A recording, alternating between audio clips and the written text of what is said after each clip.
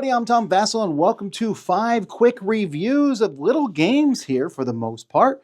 We got party games, we got kids games, we got something that's barely a game. So here we go.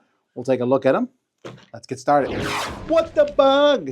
I wasn't sure what to expect from this game, but it's really easy to explain. It's charades, but you're pretending to be emoting bugs. That's the game. Let me show you. In this game, players are going to be taking turns one at a time, and you're going to put out some cards like this, and there are 2 decks of cards. This is the regular deck. There's also what's called a spicy deck, but it might not be what you think. Way too clingy, air swimming, reality check, tail wagging, lottery winner, ending pose, love at first sight. You're going to roll 2 dice secretly, and these are going to tell you the red 4, blue 2. So that means I need to be an illogical caterpillar. And then I just get up, and without saying anything, just through pantomime, do that. Everyone gets 1 guess. If they guess both things correctly, you'll get points, and you keep points with these chips here. And then it's the next person's turn. The 2 things that were guessed are put away, and we would turn them up. Now we have an insignificant honey badger and a calm anteater. And you keep playing. Whoever has the most points at the end of the game is the winner. Some people are going to like this. Some people are not. I am in the are not category. I give this a 5 out of 10. But let me explain. I understand that some people are going to enjoy the whole doing charades. There's a lot of charades. I'm not sure here that the whole, you are doing these 2 things put together is that funny. A lot of people struggle with charades as is. And now you're being told to be a dance challenge crab or a friend-zoned dung beetle. Now, I think some of these could be funny. I'm calm, leaf insect. But, and people are guessing from the group that's out there, but this one just really fell flat for us. I can see this being good for some people, but it just seems like, it's not very original. It's like bugs and mixing other things. And it is small, you can portable it around, but what the bug, not for me. Sky Towers is a game in which you're building towers with cards, which is not the first time I've seen this year. There's quite a few of these games that are coming out. This one has some charming artwork on it, and it's about building towers and messing the people next to you. Here's how it plays. In this game, players are building towers with a deck here. You have a card in front of you that gives you the actions you can take on your turn. You have 2 actions. You can build or you can draw. You can do the same one twice. Once you've finished a building, you have another action called demolish, which is essentially just taking a building that's in front of you and putting it back in your hand. And when you do that, you flip this over and you can't do it again until you finish a tower.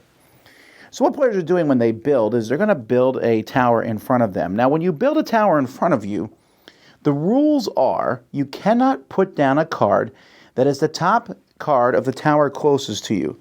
So if this is me and over here I have Sally, and Sally has a 3 as the top card of her tower that's closest to me, the one on her left, and over here John has a 2, what is the top card of his tower. I can't play a 3 or a 2. So these cards aren't going to be any good to me, but I could play a 5. Now neither of them can play a 5. If on top of that 5 later on, I play a 9, now neither of them can play a 9. And then let's say later on, this person plays a 3 on top of theirs. Now I can play a 2, but I can't play a 3. Again, you're looking at the tower that's closest to you. Each number played has a special ability. For example, 10s can only be played on the bottom. 1s can only be played on the top. When you build a 3, you can peek at the top card of the deck, put it on the bottom. All different things will happen, and there's a card here that shows each of them. What you're trying to do as you build these towers is get to a total of 21. So once I look at my tower, so here I have 17, I can't play a 5 on this tower because that would bring me to 22. But I could play 2 2s, which would then bring me to 21. Whenever I finish a tower, I'll put it underneath my deck. At the end of the game, you will score for each yellow kite. So I have 2 points on this one. The 8 9s don't give me any points. Also, if players fulfill these conditions down here, like for example, if I do a tower that's just 1s, 2s, and 3s, I'll take this one, which is worth 3 points. If I demolish a tower that has at least 5 cards, I get 3 points. If I do 3 7s, I'm going to get 5 points. Now, when you get these bonus cards, you put them in front of you, and someone else, if they complete it and do the same thing, they'll take that from you. The game has no discard pile. The number 5s, when you play them, everyone has a discard down to 5, but you'll just put your cards on top of the draw pile. When the draw pile runs out, everyone gets one final turn, and then whoever has the most kites is the winner. Now, it might sound from my description of this that it would be a game I do not particularly care for, but I do like it. I cannot give it a seal of approval. It's a 6.5 because it's missing a few major things. It's missing on the cards themselves. There's cards at middle of the table that tell you what all the cards do. The cards don't do that. I know why they did that. They did not want you to, they didn't want to mess up the artwork by putting on the card writing of what it does, or even a symbol of what it does. But that definitely slows the game down, and you also forget. You're like, oh, that's right. 6s do this. And the challenges are interesting. I'm trying to go for those challenges, but it should be whoever gets it first gets it. The idea that you can then take it from someone else has this whole stupidity of, I have a 2/7 tower, you have a 2/7 tower. I'm not going to finish mine, because if I finish mine, not only do I allow you to build yours since we're next to each other, but also you'll just take it from me. And it's, what a dumb thing. But the rest of this, it's very mass marketing. Don't get me wrong. This is a very simple game. But the idea, if I can't play a card because my neighbors, I found it to be charming. It was interesting playing the cards back and forth. I like that concept. You're going to 21. I don't know. The blackjack thing appeals to me a little bit also. And the artwork and everything, it's just cute and nice. It just feels like it could have been streamlined better to make a better product for the end consumer. But I can see some people enjoying a lot Sky Towers. Classified as a party game in which it's the idea of, remember when you turned your calculator upside down to say things you shouldn't? That's kind of what this is. You're going to black out part of that digital numerical numbers to make words to give clues to get cards. So let's take a look. In this game, players are playing cooperatively. You'll have a whole bunch of pictures. It's supposed to be thematically the Cold War. That's why you see a lot of this stuff on here. Each player is going to secretly be given a mission card, which will give you a Morse code letter to show you which picture you're drawing. You're also randomly going to get one of these number strips, and you can put the number strip on either side. It doesn't really matter. But you're going to take a black marker, and you're going to mark things off to try to make words. So let's say it's my picture here. A clue word for this might be snow. So there's my S. I don't need anything from the 3, so I'll color in those. And then I'll color this like this. So there's my SN. I'll color this in like this. There's my SNO. And I'll color in the top of these W. And then I'll black out everything else that's on here. Now I'm kind of doing it quickly here because I'm showing you an example. But you would take your time to do that. And so you're going to give a clue word. So here my clue word is snow. And I put it down in front of me. Each player is going to have a black cube in front of themselves. This is kind of an interesting thing. I've never seen this before. This is to keep this from rubbing off on the table. Now, it's going to rub off anyway. Once everyone's done that, you'll take the clue from the person who's giving it next to you, and you got to guess. And you'll put this by the one that you think it is, whatever it might be. And then you're going to get points for how many you get correct. Each word that's correct is put aside, and then later on, in the second round of the game, you'll put cards out and people will be given them again, but this time you'll use all those words that you have left over as clues. And then you get a certain score based on how many you've done. And you have to win. You have to get more photos than the enemy because each photo you mess up. So it's a win-lose situation. And that's how you play. So Classified, I'm just going to stay right out front. It gets a 6 from me. And it's an interesting game, but it misses the mark of being a great party game for 2 main reasons. One, it is a one-note thing. You are scribbling those out. And it's particularly annoying. I thought those black cubes, I thought that was innovative. Points for this company at doing that, to lay that down so the black stuff doesn't get all over the table. Except it's still going to get all over the table, it's still going to get all over your hands, still going to go over because you're using so much of it. You saw I did that word, snow, and it's the ones I blacked out. It just seems like it might have been better if it had been the ones I filled in. Somehow they could do it that way because there's just so much ink that you're using. And the other is the pictures. I know they want to go with this Cold War theme. Those pictures aren't particularly great. They all look very similar in many regards. And it just keeps it from being a more interesting, fulfilling game. Why do you play Dixit? Because of how cool the art is. Why do you play classified? Because the gimmick of how it works, coloring the numbers, I just don't think that gimmick lasts more than one game. You play one game of classified, you go, that was amusing. What's next? And unfortunately, that keeps me from wanting to recommend it. There's a lot of things I like about it. I like the box cover. I like how it looks on the outside. I like the idea. It's just not really a keeper. Don't cross me, says this game. Well, I'm going to cross them. This is a game that comes in this metal tin here. It says the devious and explosive Rummy Meets crossword card game. And that's probably true. I do wonder if the people who made this realize that such a game already exists. It's called Quirkle with wooden blocks. But hey, maybe this is better. Let's take a look. The game comes in this tin like this. The game also comes with this piece of paper, which I think somewhere on here it says, "Don't you dare learn this game by reading."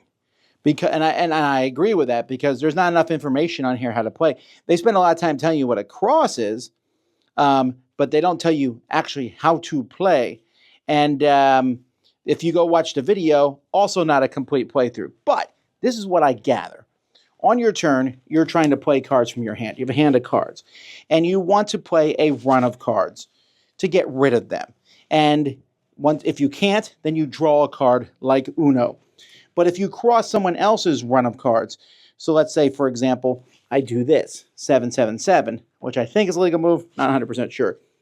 They draw a card from their deck, and you also get a devious card from your deck, which is, nope, I can cancel someone else's thing. Quadruple trouble. So what is quadruple trouble? It makes someone else draw 4 cards. Unnopeable kaboom. That means the round just ends. Yoink is take a single DV card from somebody else. Double trouble. There's lots of nopes in here. Full yoink. I'm not even 100% sure what this one does.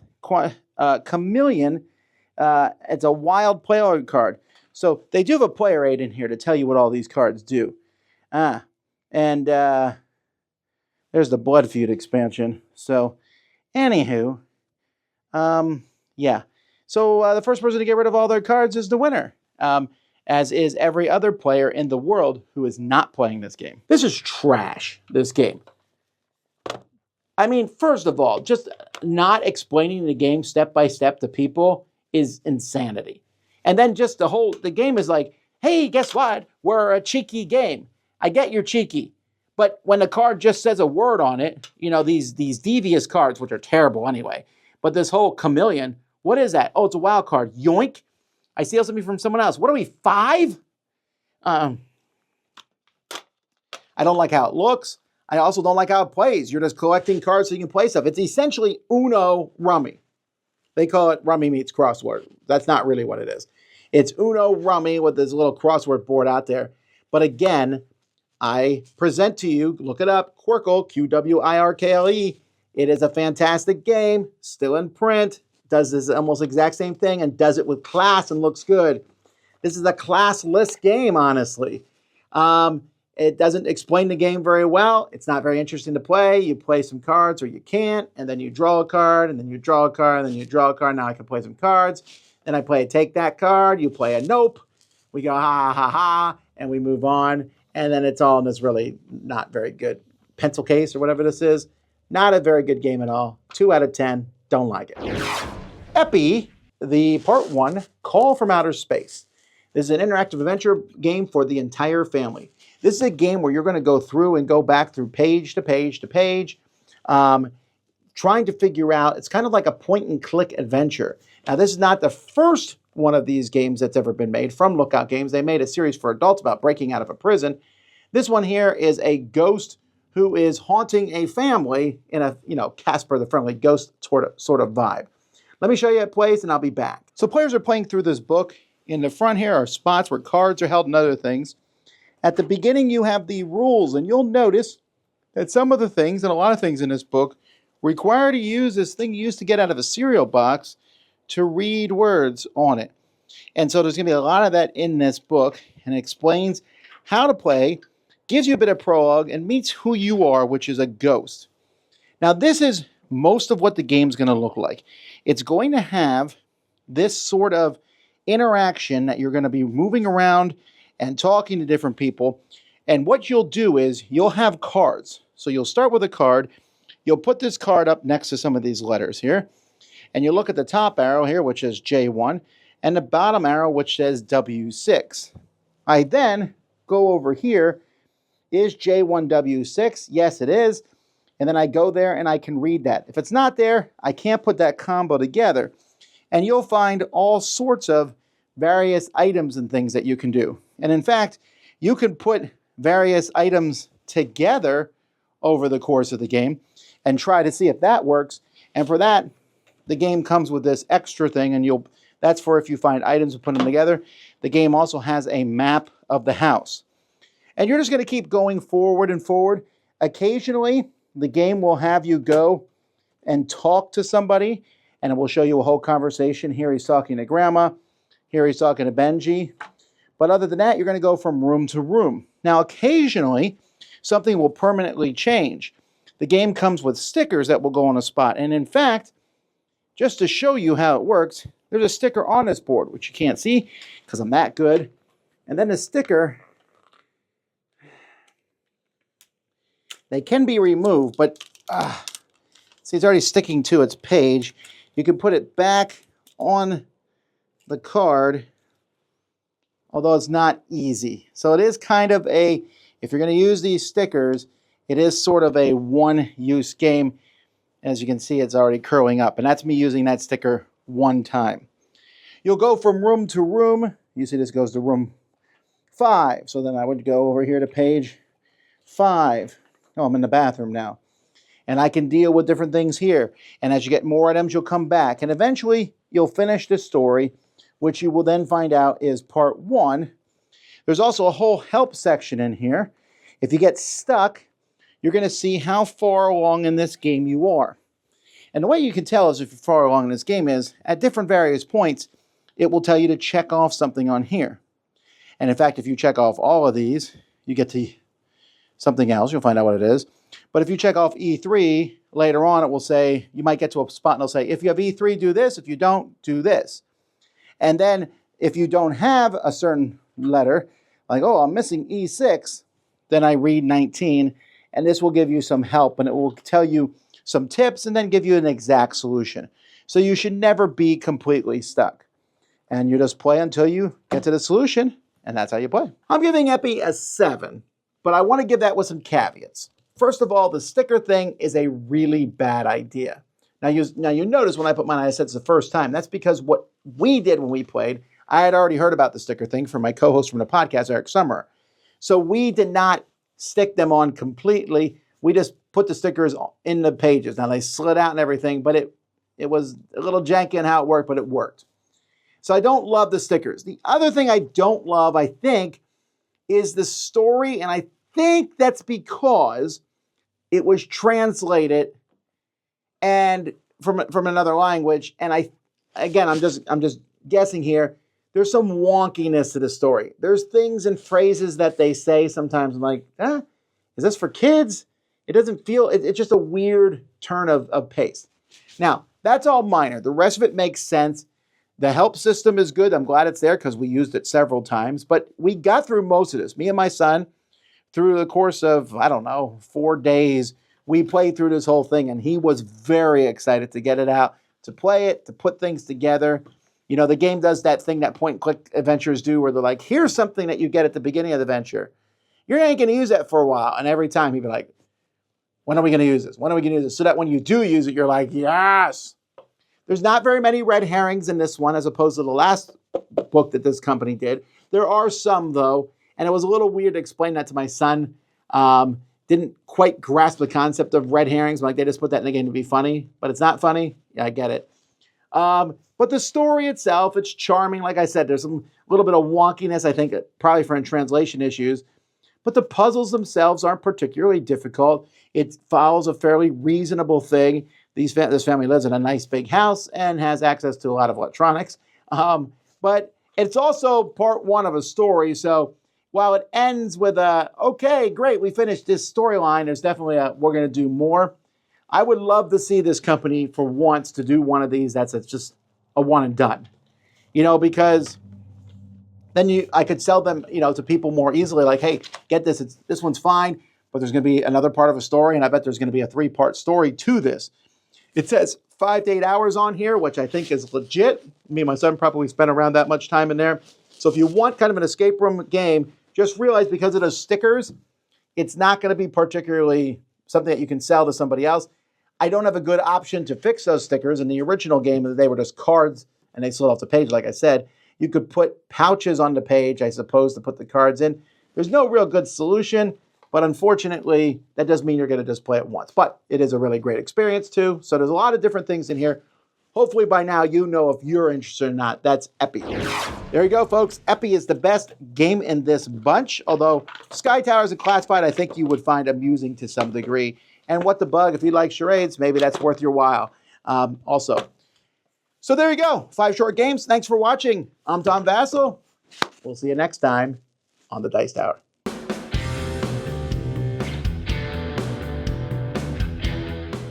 Hey everybody, thanks for watching another video from the Dice Tower. Hey, you want to learn more about us, communicate with us? We have a Facebook group, we have a Discord channel, lots of different ways to get involved with the Dice Tower. You can find that in our Linktree link below. So just click that, it will take you and you can communicate with us on Facebook, join our Facebook groups. There's lots of cool things that you can find and become part of the Dice Tower. Thanks so much for watching. I'm Tom Vasel.